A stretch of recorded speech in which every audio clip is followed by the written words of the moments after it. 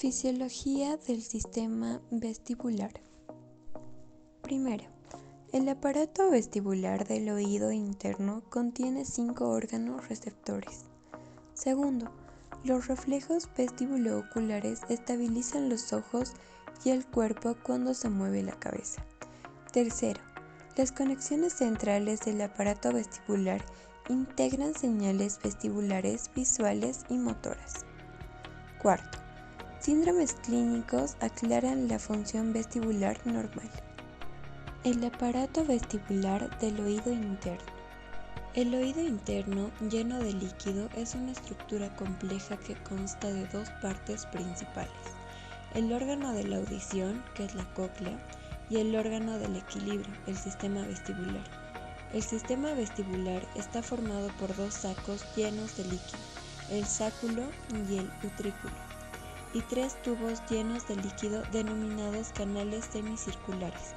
Estos sacos y tubos recopilan información sobre la posición y el movimiento de la cabeza, y el cerebro utiliza esta información para ayudar a mantener el equilibrio.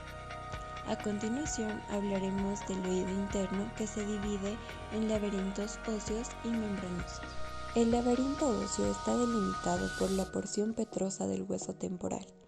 Dentro de esta estructura se encuentra el laberinto membranoso, que contiene los órganos receptores para la audición, que es la cóclea, y el equilibrio, que es el utrículo, el sáculo y los canales semicirculares. El espacio entre el hueso y la membrana está lleno de perilinfa, punto rosa, mientras que el laberinto membranoso está lleno de endolinfa, que es el punto morado. Los canales semicirculares. Estos canales detectan la rotación de la cabeza y existen 3 canales semicirculares. Estos forman parte de cada laberinto vestibular y detectan aceleraciones angulares, es decir, que la cabeza experimenta una aceleración angular cuando se gira o se inclina. Así, por ejemplo, cuando un objeto sufre una aceleración angular al momento de cambiar su velocidad de rotación alrededor de un eje. Cabe mencionar que cada canal semicircular es sensible a las rotaciones en su plano. El canal horizontal está orientado aproximadamente en el plano horizontal, elevándose ligeramente de posterior a anterior, y por lo tanto es más sensible a las rotaciones en el plano horizontal. Por otro lado, los conductos anterior y posterior están orientados más verticalmente, aproximadamente a 45 grados del plano sagital. A continuación se observa la vista general de la disposición espacial de los aparatos vestibulares, donde observaremos el canal semicircular horizontal. Este forma un ángulo de 30 grados cuando miramos al horizonte. Por esa razón se detectan más fácilmente las rotaciones de la cabeza cuando nos desplazamos. Mencionar también que debido a que existe una simetría aproximada de los laberintos izquierdo y derecho, los 6 canales funcionan efectivamente como 3 pares coplanares. En esta primera imagen se puede observar una zona engrosada de epitelio, la cresta ampular, que contiene las células ciliadas.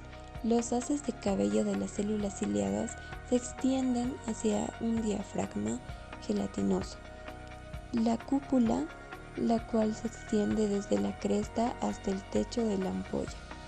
Por otro lado, en esta imagen la cúpula es desplazada por el flujo de endolinfa cuando se mueve la cabeza. Como resultado, los mechones de cabello también se desplazan.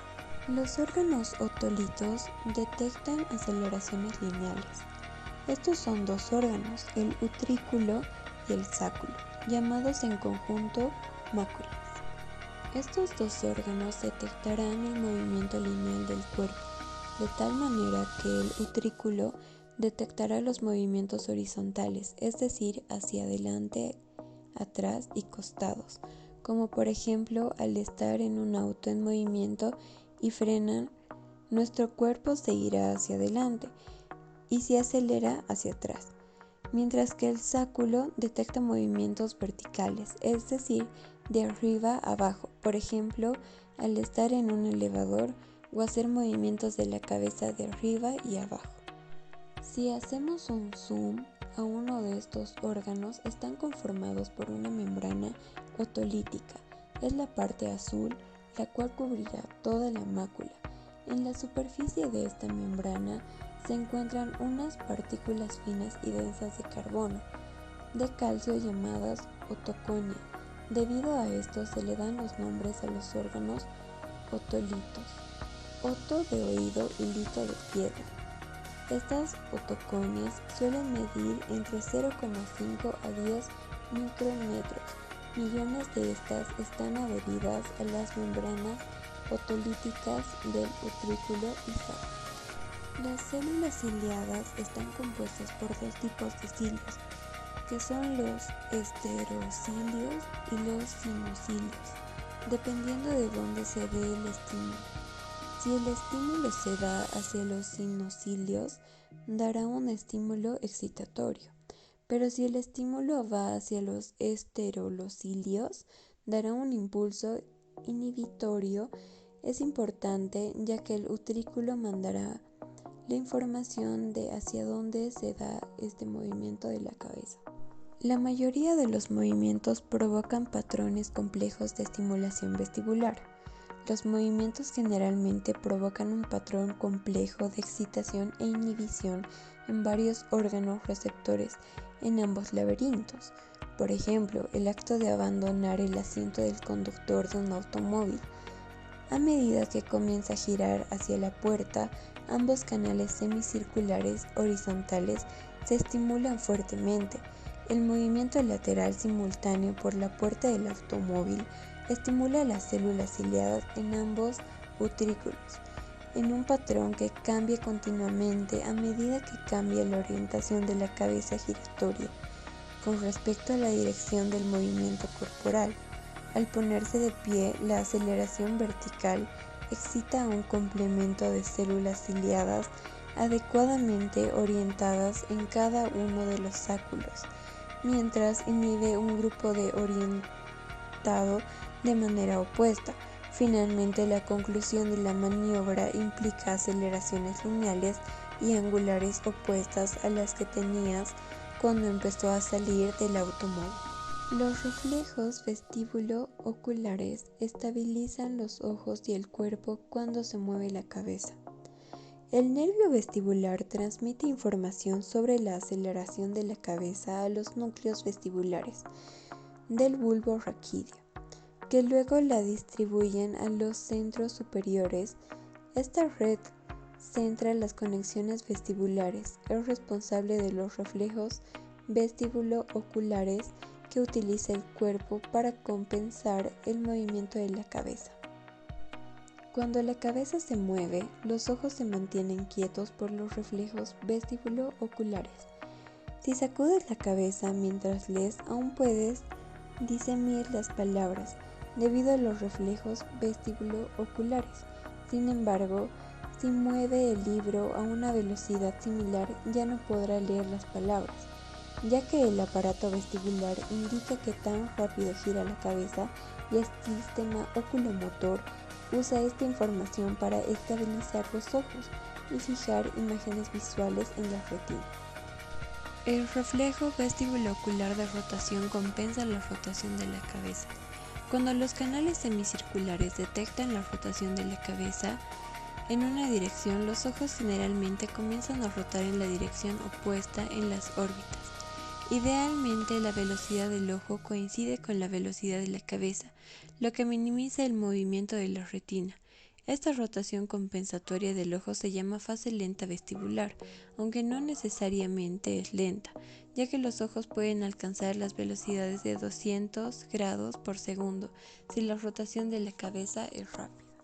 Si la rotación es prolongada, los ojos ejecutan fases alternas lentas y rápidas denominadas nistagmo, llamado así porque un movimiento de cabeza tiene una fase lenta cuando la cabeza baja y una fase rápida cuando la cabeza vuelve a la posición erguida.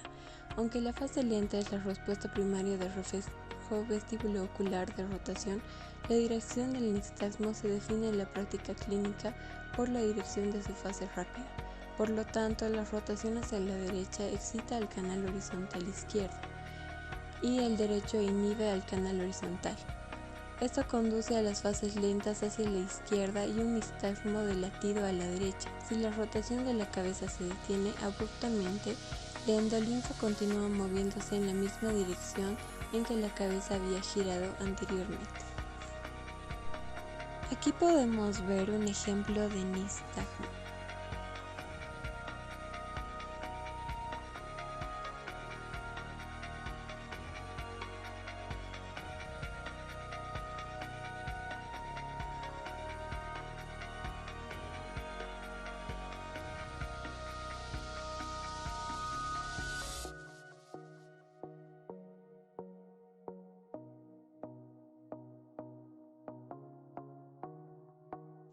Reflejos otolíticos.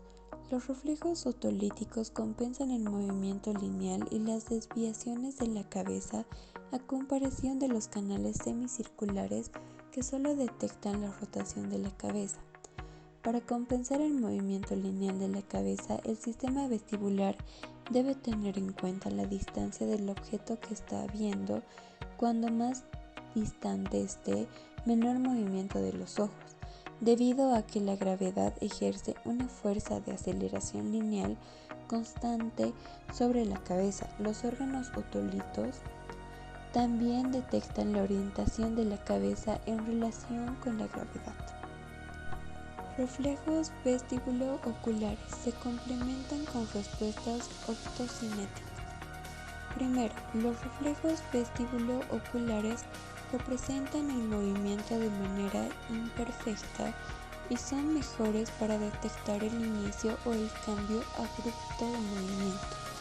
Segundo, compensan el mal movimiento sostenido a una velocidad constante durante la traslación o la velocidad angular durante la rotación. Además, son insensibles a rotaciones muy lentas o aceleraciones lineales.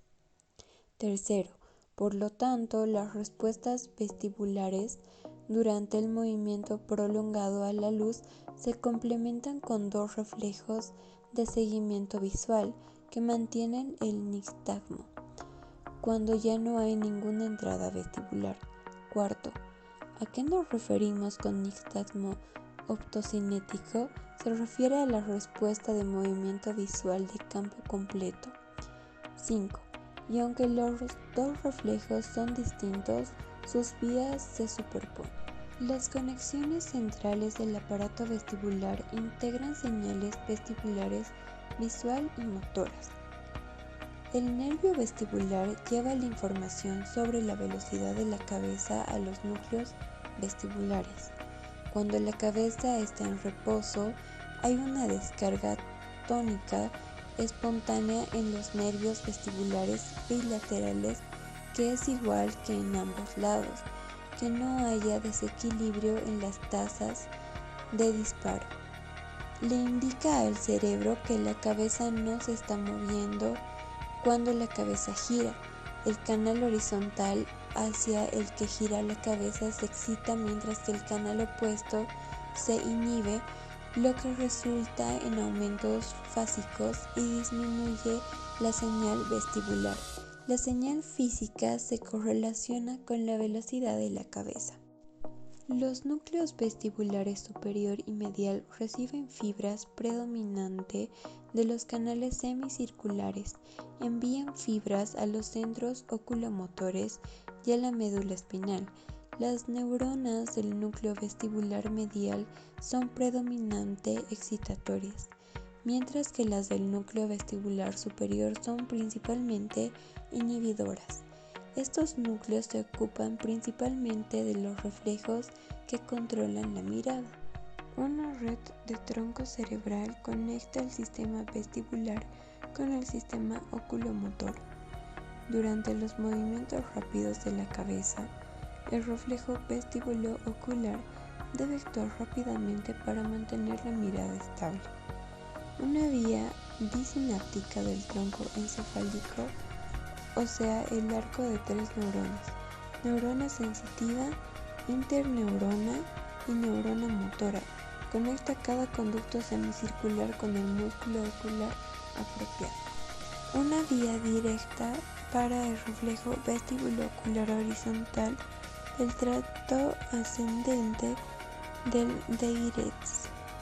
Es importante desde el punto de vista anatómico, incluso cuando el tracto Deiretz está intacto. Las lesiones del fascículo longitudinal medial alternan la contribución del músculo recto medial al reflejo vestíbulo-ocular horizontal. Las vías de excitación e inhibición del reflejo vestíbulo-ocular conectan cada uno de los 3 pares de canales semicirculares con los 4 músculos extraoculares, 2 para cada ojo, cuyas direcciones de tracción se encuentran aproximadamente en el mismo plano. Por ejemplo, un movimiento de la cabeza hacia la izquierda y hacia abajo, como inclinar la cabeza hacia la parte delantera del hombro izquierdo, excita el canal anterior e izquierdo e inhibe el canal posterior derecho. A su vez, el canal anterior izquierdo excita los músculos del recto superior izquierdo y oblicuo inferior derecho, que mueven los ojos hacia arriba y hacia la derecha, e inhibe los músculos recto inferior izquierdo y oblicuo superior derecho, que mueven los ojos hacia abajo y hacia la izquierda. El cerebelo ajusta el reflejo vestíbulo-ocular. El reflejo vestíbulo-ocular mantiene constante la mirada cuando se mueve la cabeza, pero hay veces que el reflejo es inapropiado. Por ejemplo, cuando giras la cabeza mientras caminas y quieres que tu mirada te siga, el reflejo vestíbulo-ocular de rotación evitará que tus ojos giren con la cabeza. Es por eso que el reflejo está bajo el control del cerebelo, lo que permite la supresión visual del reflejo vestíbulo-ocular.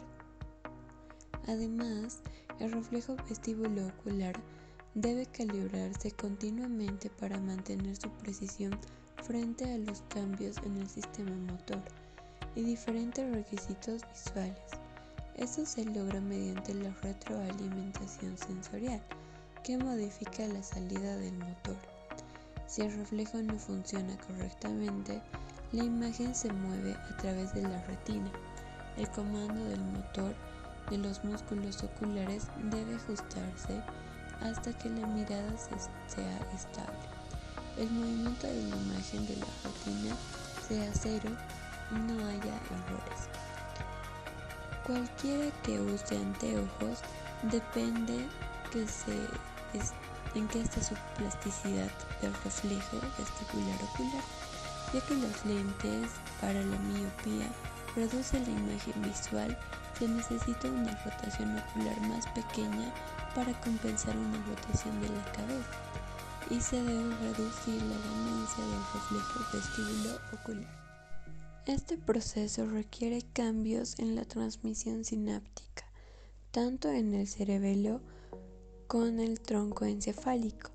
Si el folículo y el parafolículo del cerebro están lesionados, la ganancia del reflejo vestíbulo-ocular ya no se puede modular. Las fibras musosas transportan señales vestibulares, visuales y motoras desde los núcleos pontinos hasta la corteza cerebelosa.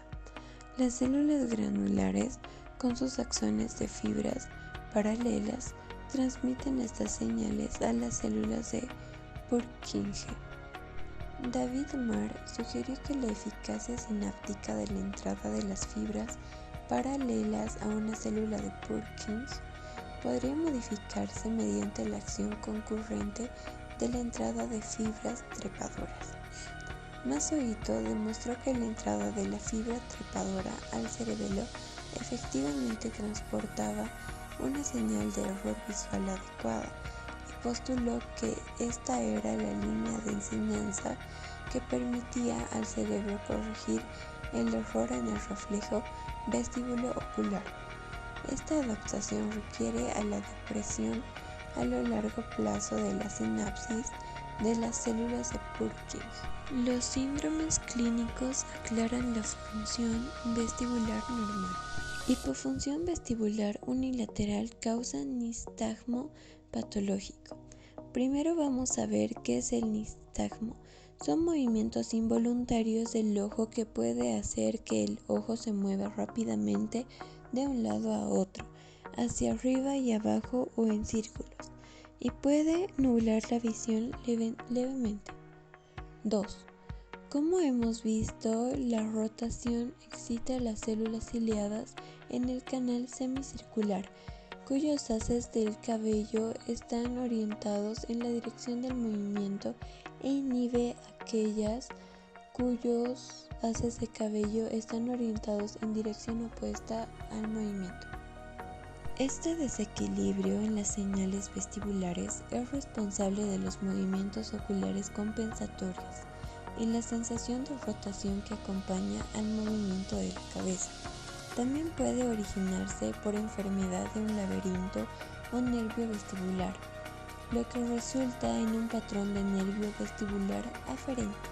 El vértigo y el nistagmo resultantes de una lesión vestibular aguda generalmente desaparecen en varios días, incluso si la función periférica no se recupera.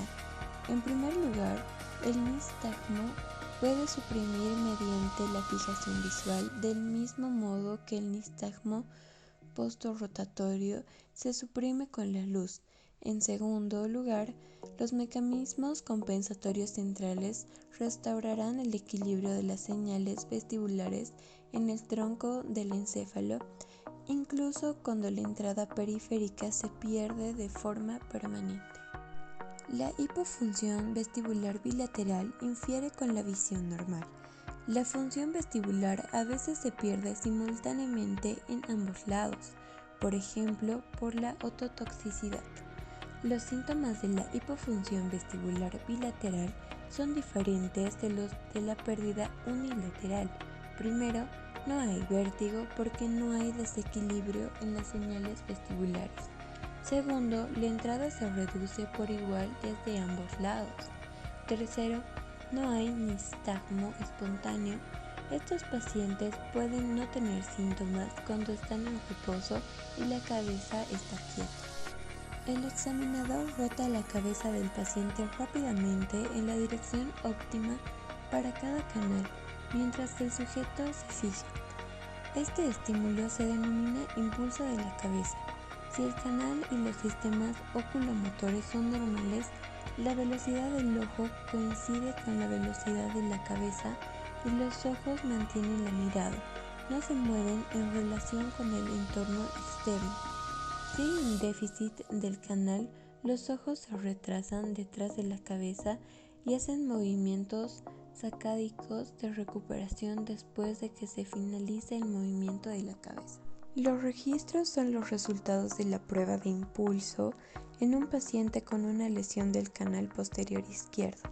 En el registro del canal posterior izquierdo, que es la rotación en el plano posterior izquierdo anterior derecho, la velocidad del ojo no sigue la velocidad de la cabeza durante las partes más rápidas del movimiento de la cabeza. Una vez que finalice el movimiento de la cabeza, los pulsos de la velocidad del ojo corresponden a los movimientos sacádicos de recuperación inducidos por el error visual.